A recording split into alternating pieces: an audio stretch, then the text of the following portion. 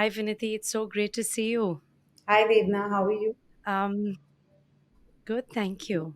Starting off with a tough question. So, the euphoria, if you will, which was surrounding the chemical industry over COVID and over the last 3 or 4 years, seems to have come off a bit. It's reflected in a lot of numbers also across the segment. So, what is the growth potential now?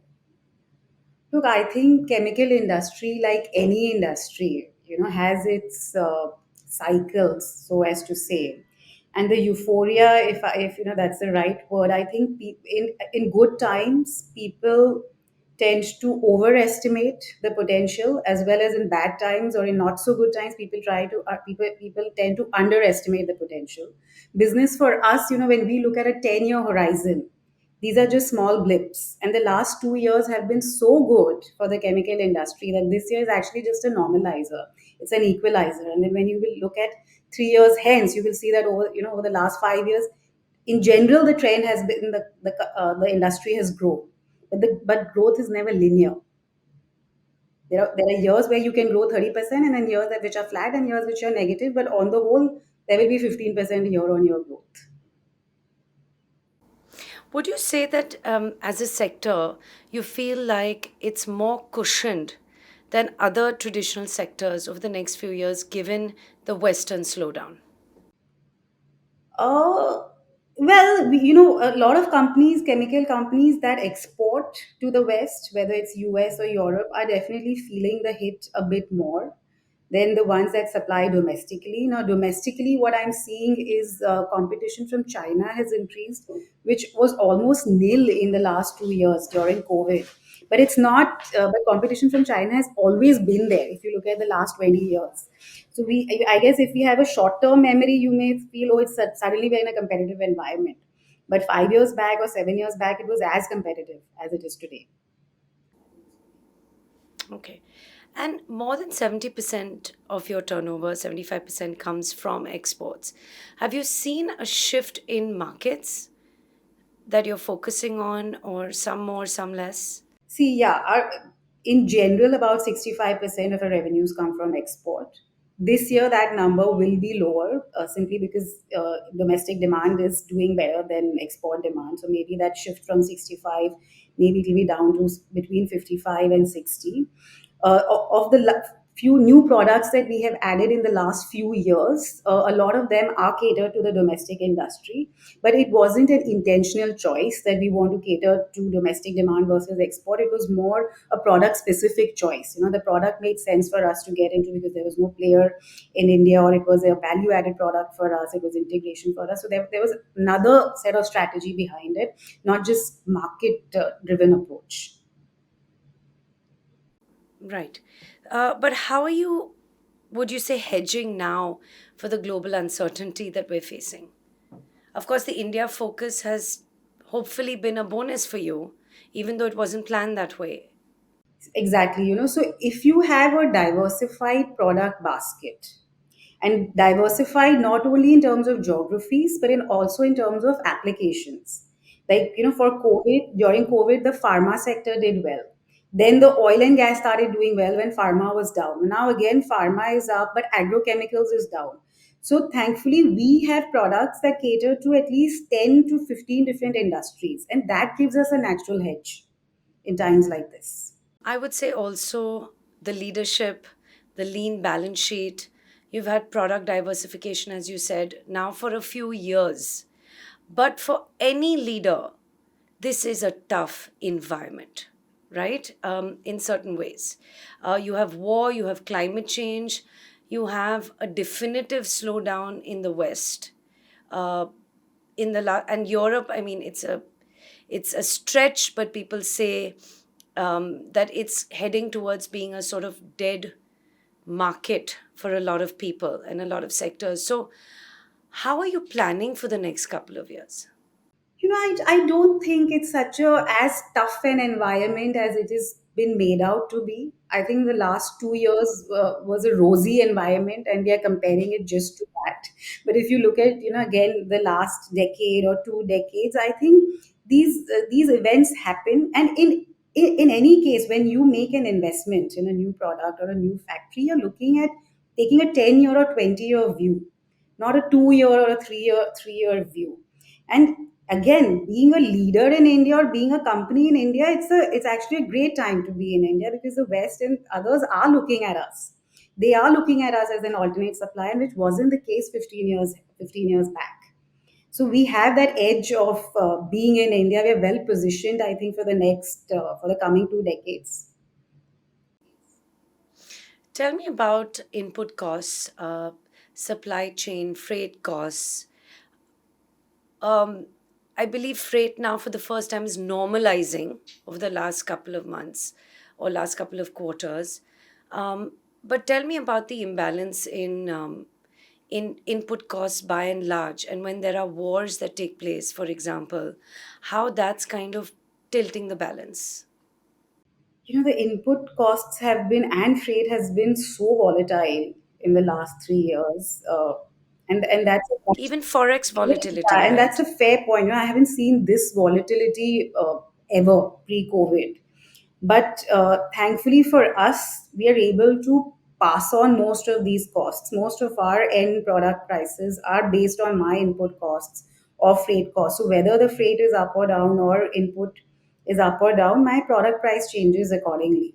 It could be with a 1 month lag or a quarterly lag. And so this volatility has less effect for us. And the same holds true for FX as well, because most of our raw materials we import. So those are also priced in dollars. And hence, I would say we don't have as much of an exposure to dollar as one would assume. Also, you have a fairly large expansion that you had announced, which should be completing. Now, given that there is a little bit of slowdown in the ATBS segment, there is some destocking. How do you view this strategically? Again, this expansion is being done for a 10-year perspective. It takes 2 years to build a plant and then another 5 years to get your payback, and then you start making money, after the first 5 years. I still feel the long term prospects of the products remain the same. There will be double digit growth on average, but you have to look at it over 20 years. Vinati, explain to, I mean, some of us know, obviously, knowing your company, your products, your chemicals, your chemical compounds, the end users, but explain the sectors that you think are going to work for you from an end user perspective over the next couple of years. We have the last 3 years, we have added products for the fragrance industry, for the resin industry, for the plastic industry, polymer industry, and I think these are all going to grow over the next decade. We are adding a new range of products. So one will be used as a polymer inhibitor. Again, that's used in the polymer industry. Another one will go in pharmaceutical.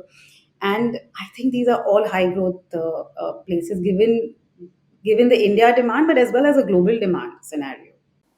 And tell me about ibuprofen, which in COVID was a ridiculous, if I might say, performer for you. No, ibuprofen. We make the raw material for ibuprofen, IBP. Yes. That did well the first few months of COVID, simply because the customers got scared. There was a freight. They got scared about the freight prices and inventory constraint. But then post 21, 22, it didn't do that well. Paracetamol was the one that everyone was taking, because you were always prescribed Crocin or what is that other form of paracetamol, and ibuprofen came down and it's coming back again in the last 1 year. So it has also seen its share of cycles, but it's a stable. It's a fairly widely used painkiller, fever reducer, and the growth there is just same as similar to overall GDP growth, maybe 3-5%, and that's fine. When I joined the company, it used to be 70% of our revenue. Today it is 10%. So the key here again has Yes. been adding new products to our basket. Which has been incredible because you've been very agile about that in the last few years. And I think it's made a huge difference to your numbers. Um, so tell me about your product mix. that you think is ideal at this point? I think our monomer business accounts today for about 40-45% of our revenues. The IBB and related products would be maybe 15. The newer products, butyl phenols, would be another 15%. And then we have some niche products, some custom manufacturing products that is 10. We have IB, isobutylene, that's used in agro. That one can say is about 10%. And in the future, antioxidants will also be a big revenue generator for us. Yeah. Vinati, in terms of global factors like war and climate change, because even climate change is being talked about, we're seeing it. But how do you factor for these things? Sustainability, like how do you factor these things in? Sustainability, climate change, all these have become so critical. All our customers are coming, evaluating us on these parameters, on our carbon emission norms. Uh, we have to give all sorts of disclosures, try to find bio-based routes for production routes for our products. So it's expensive, it's not feasible, the bio-based routes, but sustainability is something we look at very seriously. About 50% of our power consumption comes from renewable sources, and that holds us in high regard with our customers. We were just given a gold rating by EcoVadis, which is given to some 5% of suppliers globally, and they rank us on these parameters mainly of sustainability and ethics. Okay. Vinati, where do you see the main pressure points going forward over the next year? I think timely execution of projects, and of course, the demand recovery. I think the demand recovery might be slower than what we might have anticipated 6 months hence. But having said that, in a down market, nobody really, everyone's always pessimistic and negative, and then suddenly something goes up, and then people become over optimistic. So these are a couple of. I mean, there is certainly a resilience also within India that, and within Asian countries, that hopefully should also create some buoyancy. What about a market like Australia? Australia is a very small market for chemicals, or um, the larger markets tend to be North America, Europe, then Southeast Asia, China, of course. But Australia is quite small. Australia for industrial. What about the China Plus strategy that we were talking? You said that now they want alternate. Is that sort of, you think it's not lip service now? There's a proper China sort of anti-China sentiment also in the West. So you think in a sort of down market per se, this is going to help this sector maintain numbers? you know it's not as much anti-China, I would say. See, there are two things. China, the cost of manufacturing has increased in China over the last 10 years. As the GDP per capita increases, or the country becomes a more progressive, the overheads increase, the salary costs increase, so that makes India competitive. Secondly, of course, during COVID, given the closures, now people are becoming a little wary of the political situation in China. And thirdly, they have just realized that they can't be so dependent on one country, any one country, and so they need to create alternate suppliers.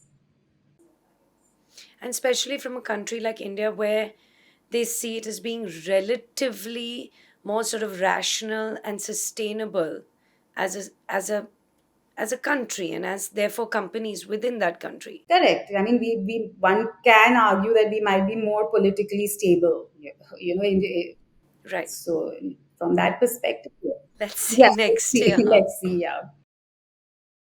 Vinati, lastly, tell me, how would you describe your leadership style in good times and in bad times?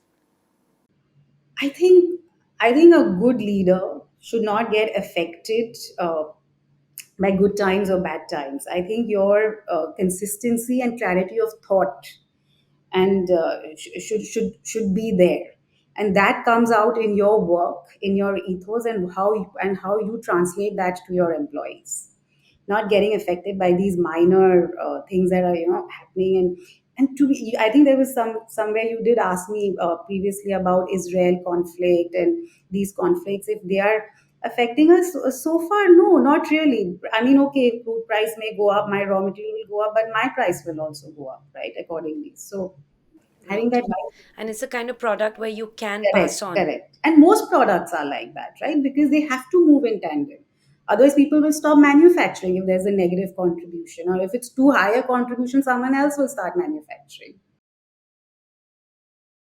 Vinati, I love how calm and clear you are. You truly have been a fantastic leader for Vinati Organics. We've seen the journey over the last few years since you joined, and I look forward to seeing what you do from here on. Thank you so much. Thank you, Devna, and good luck.